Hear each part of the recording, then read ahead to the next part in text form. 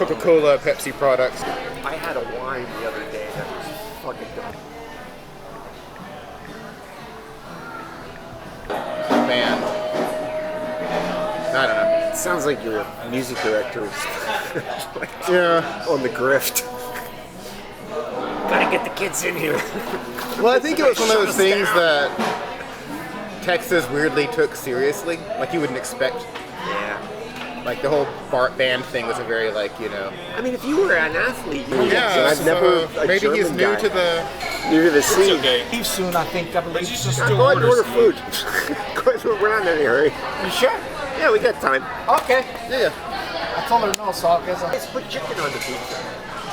We have a chicken bacon ranch pizza, but that's a full size, and it was a monthly slice that we turned into a regular pizza. Gotcha. So we do. It's just certain times. like it's a whole piece. In your dreams, and I was just after retrenchment, you need to go professional blogger. Right.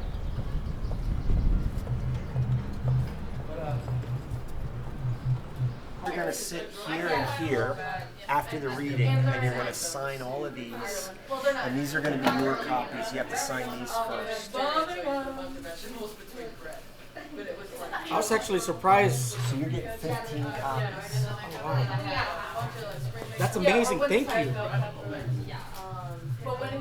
Don't thank me, thank the university. Thank the taxpayers of the state of Ohio. I was thinking your poem Backcountry, which I shared on social media, which I really. As long as you don't cut your finger. Why are you guys so quiet? What's going on? I was writing a research paper. You're trying to what? Fold. Yes. Oh yeah, she's struggling over here. All right, so a couple things to say to you if you're involved with. And I encourage you guys to keep going. You know, there's all kinds of workshops and things. The Toledo Museum of Art has letterpress printing classes that you can take. They're like $50. You can go and make things. I know the guy who runs it. He's a good printer. He's got his own shop downtown. There's bookbinding workshops that are taught up in Ann Arbor. Yeah, like her parents, like at her house. Love her. What? She doesn't like her too. I don't know how many people. Where do you think I would go? Down south. Why would I? First, no third-person bio, no anything. Kristen's gonna quote. So it's ironic that the only two. The sad thing is, right before my book got published, Bob Hickok hit me up and he's like, "Oh man, I like your poetry and I've been reading him a lot and I like." And then I'm like, "Oh, can I get your blurb?" And he's like, "Yeah." But then Otis is like, "No, we're a minimalist press. We don't do that." I'm like, "Oh, okay, that's cool." So there goes. But Bob Hickok. Every semester that I teach this class, I do a book of poetry. And this semester, I approached Dustin about whether he had a manuscript that was out there. And I guess he had been working on this book with Steve and another poet, Christopher Citro. And Christopher couldn't be here today because he lives in Camillus, New York. But Steve agreed to come. And so here they are to read. So they're going to read, I think Steve's going to read some of his other poetry as well. He's got a manuscript currently circulating. Was it a finalist? Yeah, it was a finalist for the National Poetry Series at 24. They have 1,500 books and 50 get selected as finalists. Wow. So he was one of the finalists. As the manuscripts is still in circulation. Yeah. Your first book is recently out of print. Yeah. And you guys know all of Dustin's work as well, all the books he's got. Dustin's also got a new book that's circulating, making the rounds at this point. So look for that in the near future. But give him a hand. This is it's an honor. My current book, the Poetic Justice Institute, is also finalist there, and it's my poem. My poetry book is called Conejo y Gallo. Conejo means rabbit, gallo means rooster, rabbit and rooster. I named it Conejo y Gallo. And I'm originally from Costa Rica. I came to this when I was 10. My dad doesn't speak English, and my mom and brother don't read poetry. So usually nobody in my family reads my poetry, but that's not the point, right? I have good friends, and Dustin's a friend, but I'm also a fan, which is kind of weird to be a fan of your friends. But anyway, he's more modest than I am. But that's kind of ironic because I come from very simple and humble folk. My dad's a great education. Like I said, doesn't speak English. I'm a blue collar worker, so I'm actually a very simple person in many regards. But I'm gonna read 2-3 Max poems on my own. That way you can see the difference of a collab versus the Castro solo experience. So This one's called, I'm going to start with a poem called Conejo y Gallo. That's what the manuscript's called. Conejo y Gallo. My roommate placed the dead rabbit on the marble table. He then poured gasoline on the conejo and was about to light it on fire when our landlord suddenly materialized right in front of us. Don't you ever knock, I asked. Who needs to knock when I have the master key, he replied. How can we help you, I asked. Rent is due today, plus that rabbit belongs to me. You stole our prize rooster, my roommate replied. The landlord took a miniature red rooster out of his coat pocket and set it on the marble table. Should I pour gasoline on el gallito and set it on fire? The landlord asked. You should drown it in the bathtub, the dead rabbit suggested. The three humans nodded in agreement. The rabbit smiled. The rooster wept. So the next one's called Defenestration. I'm going to read that poem. So basically, defenestration is kind of like throwing somebody out of a window. That's what that means. So defenestration. I was daydreaming of dead bodies, rabbits mostly, strewn about on the dirt alongside rotten cabbages and carrots, like some godforsaken stew. I took a last bite out of my cow tongue sandwich, and walked towards an old friend who stood by an open window, holding a pigeon with what appeared to be two broken wings. And I'll try to read something that's a little bit not so dark, lighten the mood. I guess it would cut it so that just one more, and then I'll start reading from our collection. Okay, this is something I don't think it's. This was published in The Spectacle, which is the University of Washington in St. Louis. The last one was published in a place called 32 Poems, if anybody writes poetry, and then the first one was published in a Latino journal called Somos en Escrito. So this is published out of St. Louis, Missouri, Washington University. It's called The Spectacle. It's called, and I'll translate the title later. This is the last one I'll read, and then I'll start with that. Tal vez no lo puedes creer, pero la verdad es la verdad. Translation is, perhaps you can't believe it, but the truth is the truth. So perhaps you won't believe it, but the truth is the truth. Tal vez no lo puedes creer, pero la verdad es la verdad. The noises coming from the kitchen were unique, like the toenails of our Australian shepherd on our hardwood floors. It's hard to believe, being familiar with the sounds a rabbit makes baking a carrot hashish cake. But it was harder to believe seeing the variety wax fruit basket on our kitchen island rot before our very eyes. The patient recovered fully, but sadly he morphed into a toaster, my nurse of a wife said before going down the stairs to trade a little bit of heroin for a little bit of hashish carrot cake. So that's a little bit light. Did all three have rabbits on it? Yeah. What? That's crazy. Do we have a rabbit poem? Oh, speaking of which, so I'm going to start off with a rabbit poem. He loves a good rabbit. Woo! What's with the rabbits? Right, like, do you have rabbits at your place? No rabbits. Does he write poems about dead rabbits too? I do, yeah. My dog killed a bunch of rabbits. Wow. You know that poem? Yeah, that's. I love it. I love it. We just. So, yeah, like. Oh, this is. In these poems, how many should I read from this? How many are we reading out of this? Tim, do you have like 3, 4? I don't know. I'll read a couple and then you read it. And if we have more time, I'll read more. Is that better? That way I'm not. I'll read 3 of them. Okay, you'll read 3. I'll read 3 then. Yeah, okay. You should read like 5. 5? Okay. I'm naive. Like, I did buy a bridge, but like, I did get a brick out of it. So, okay. And then what I was gonna say about this collection is that, it's written in thirds. Like one of us started it, and then one of us continued, and one of us finished it. But we all alternated, right? I didn't just write the beginning of all of them. I didn't write. Christopher didn't write the middle, and like that. We all took turns. I'm not gonna say who wrote what, right? Like what person wrote, because I think that's part of the fun. But I'm gonna start with this one. On a planet of gas and dust and smoky mountains, bird calls. Prose poem. When you see dead things breathing, not like Lazarus of Bethany, more like the dead rabbit with the broken neck you kicked out of your way on the walking trail, only to see it levitate and mend itself. You realize some feats won't impress you, that maybe you haven't been humbled enough. Your mind boils. Your thoughts steam, curling up and away from you.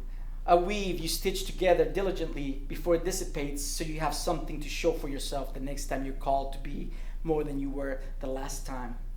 You think about the soft and kind parts of a rabbit, the parts that would buckle under your fingers, even touch gently, how the blood and fur shaped into something feline or less rodent to your eyes would activate more sympathy. But then again, you think of yourself framed differently, and how desperation could form you into someone who'd see a mended rabbit as holy. The sun in your eyes as a face blocked out by skin, a breeze above the dumpsters as breath. Close your eyes, trumpets, open, scratches along your hand. You'll try to decode, then try to decode the decoding. Your t-shirt warm across your chest. If a leaf lands on your head, you're going to look up. You said 5, can I do 4? Sure. They're kinder to us after we're dead. By this metric, the best is always yet to come and latest. Each sunspot dug deeper face line, compressed and curlier, posture rolled closer to the ground, could make us smile a bit brighter on our way when it feels like something will break, because in a world of breaks, you know you're finally or nearly apt to get your big one. The is it me of walking into a night web, like a body, then like a body, chest warm under that laundered shirt, the garlic we cut, braided, hung beside the door, stalks folded forward like hair across a face. As the storms approach, a wolf spider crosses the orange bulb into a cone it wove of itself into a safety. Thunder arrives like baseball bats at sheet glass. Lightning arrives like a newborn wrapped in silk outside a convent. During storms, we cut and cut onions, garlic, cilantro, thyme. When time bleeds, it's best to sun-kiss the wound. There's nothing wrong with praising the dead. It's best to praise them right after their final breath, right after their soul leaves their lifeless body. One more. Uno más. Anybody speak Spanish? Un poco, un poquito. Because my dad says he speaks English, he can say pizza. So I'm like, stop it. You can't be telling people that. All right, this is the last one. How about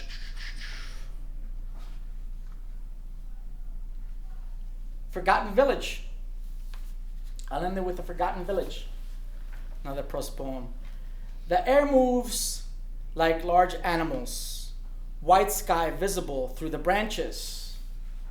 We could call that light milk. Say we're not waiting for the warmth to return. So many leaves to grow from nothing and shut us the rest of the way off. You say thin hands, I say sheets to read. You say quarter notes, I say rivers, a map to itself. Are we competing? Whose side in coining will be most amenable to spring? The pollen will wash over our picnics, turn the surface of the milk we're having a pale green, but not to the point we'll stop drinking. We will be sick and we will look up less, and we will be happy abundance has returned in time to sit our ailing elders on the porch. I say reminiscing. I go back to my youth, sitting in front of the television, watching ants slowly empty out the picnic basket, slices of cake, cheese, all type of fruit and meats, wine bottles. I go back to the porch as a child, stripping corn kernels from raw corn cobs by twisting on the cob with both hands over a giant weave basket. You say, ignoring the present, And where do I see our future?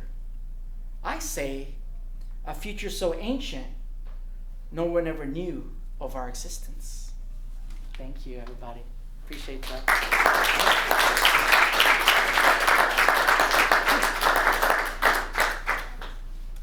Okay, so I guess I'm just responsible for reading through these. So I'm gonna make my way. I like this one. I've been looking at this one. It's called Avalon at the End of the Alley. Has anybody ever seen The Mist of Avalon? Okay, that's a short conversation. All right, this is called Avalon at the End of the Alley. I bought a book about a mechanical elephant that befriended and taught a leper how to love again. I would read it every morning on the bus on my way to work.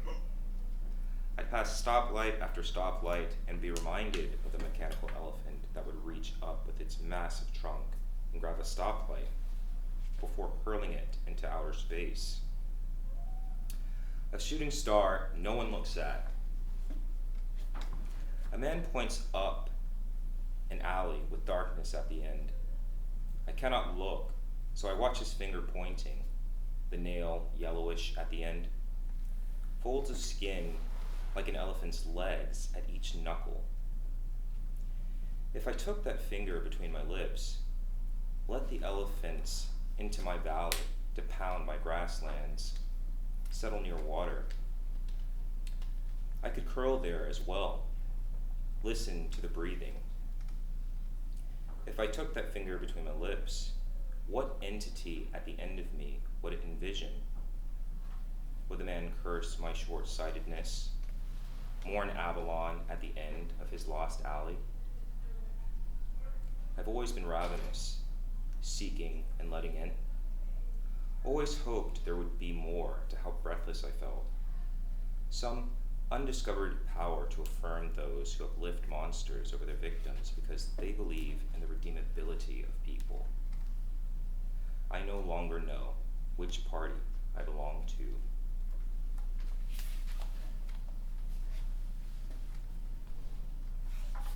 But this is the very last poem in this chapbook. Chapbook, book the chap. What's a chapbook? Short collection of poetry. Okay, well, that's not what I wanted to happen just now, but yes, that's exactly what it is. Earthly imagination. Lit a candle. A light wind blew it out. I rattled a gate. A strong wind blew it open, bending the hinges. I have no affinity to wind, its attributes, or its instruments, except for the flute. I play it to calm my nerves when I see black shadows walk out of the darkness. The sky roots in around the windows, a cry of some sort from the buckthorns. I'm not entering the forest. Here's a spider's string, a strand, between cup and table. Clouds like a sheet across the moon. Beyond this planet, very little light, and it has to hit something for us to see it. Would another planet pronounce our projections mundane, the scale of us too mild and feeble? I imagine there's one looking down on us saying, their monsters would shred my wind, their gods would break at my temperatures.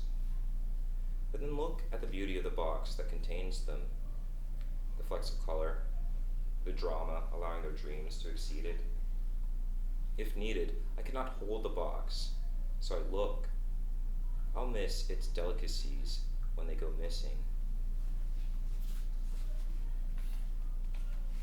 And what, should I read the first poem in this book? Just so you have like some reverse order. Yonder. That's basically, oh, I don't know if I'm allowed to say that. That's basically what the title page, the cover art is from, that Callie has done for us. It reminds me of Yonder. I know that there are other poems incorporated. Yeah, that's what I was thinking too, because of the water element with all the other water poems. Yeah, I didn't even think of this as being water element, you know? It's like rusty water. It's like when you turn on your pipes after a long time and that like clay washes in. I love that. And the water is so tasty at that time. Yonder. Let's go for a walk. I know a trail starts behind a gas station. Sun hits at intervals, yellow soil. We'll miniaturize and live entire lives on horseback down there. Everything we understand fits in a leather pack. When we drink cool water from our flask, we'll really drink that cool water. Desert blooms like sea spray across the rocks. Your arm as you gesture toward me. Approach. There's a point where storm clouds curdle over the land. A little before, there's a typical show of heat, how it wavers and bends. But when the sun rays hit the leaves of the land underneath in the sky where the billows make, everything shimmers. There's an opening I know in my heart everything rides on, but haven't released myself to. As we ride, my Stetson corrals stun light, flask empty in need of whiskey, water. I stare at the neon sign in the distance, my heart has a pig valve. I chuckle as the thought occurs to me as I guide our horse back towards the gas station to buy pig ears, water, and booze. Folks putting gas in every mode of transport. We dismount. I tie our colts to a pole and it stands tied. My gun holster and 6-shooter on my person. We come out. I tip my hat and say, "Ma'am," to a lady in a Mickey Mouse shirt as she walks past us. You wait patiently as I roll a cigarette. Everything grows small as clouds begin to slowly engulf us.